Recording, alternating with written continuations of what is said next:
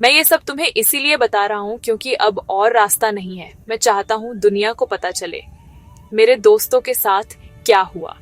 मैं आज भी उस नंबर के बारे में सोचता हूँ, 999999। वो क्या था? कोई ट्रैप, कोई दरवाजा जो हमें नहीं खोलना चाहिए था। हमने एक गेम शुरू किया, लेकिन उसके नियम कोई और लिख रहा था, और हारने की सजा गायब हो जाना। मेरी गलती से सीखो, हर दरवाजा मत खोलो। कुछ चीजें मजाक नहीं होती। अगर इसके बाद मेरा नंबर भी आ जाए तो जान लेना। क्यों का जवाब मुझे भी मिल गया।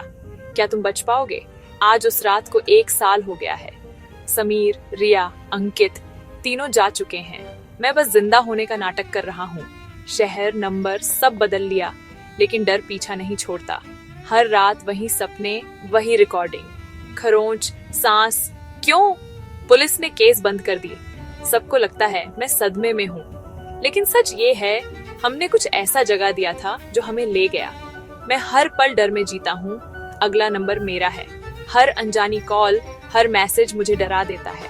कभी कभी लगता है मैं पागल हो रहा हूँ, लेकिन वो रिकॉर्डिंग सबूत है, जो हुआ वो सच था। मैं अकेला हूँ और मेरे चारों तरफ सिर्फ एक सवाल गूंजता है, क्यों?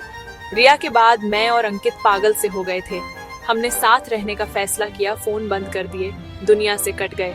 2 दिन बाद मैं पानी लेने गया। लौटा तो अंकित गायब था। कमरे की खिड़की, दरवाजा सब बंद। वो कैसे गया? मेरा फोन चार्जिंग पर था। ऑन किया तो अनजान नंबर से मैसेज आया, अब तुम्हारी बारी है। और फिर क्यों? मेरे पास उस क्यों का कोई जवाब नहीं था। अब मैं अकेला था, सिर्फ मैं और मेरा डर। समीर के गायब होने के बाद हम तीनों टूट चुके थे। फार्म हाउस छोड़ दिया, तय किया किसी को कुछ नहीं बताएंगे। 2 दिन बाद रिया ने खुद को कमरे में बंद कर लिया। मैंने उसे कॉल किया, जवाब नहीं मिला। मुझे डर लगा। अंकित को बुलाया। हम रिया के घर पहुंचे। उसके मम्मी पापा बोले वो कमरे में है। दरवाजा तोड़ा, कमरा खाली था, खिड़की खुली थी। रिया के बिस्तर पर उसका फोन था। स्क्रीन पर मेरे नंबर पर भेजा गया मैसेज क्यों, और नीचे 7 सेकंड की ऑडियो, खरोंच, सांस और रिया की चीख। दूसरा शिकार हो चुका था। अब सिर्फ मैं और अंकित बचे थे। हम जानते थे अगला कौन होगा। सुबह हुई, तूफान थम गया। हमने रात की घटना को सपना मानने की कोशिश की। समीर नॉर्मल दिखने की एक्टिंग कर रहा था, लेकिन उसकी हंसी में डर था। हम पैकिंग कर रहे थे। समीर बाथरूम गया। 5, 10, 15 मिनट वो लौटा नहीं। दरवाजा तोड़ा,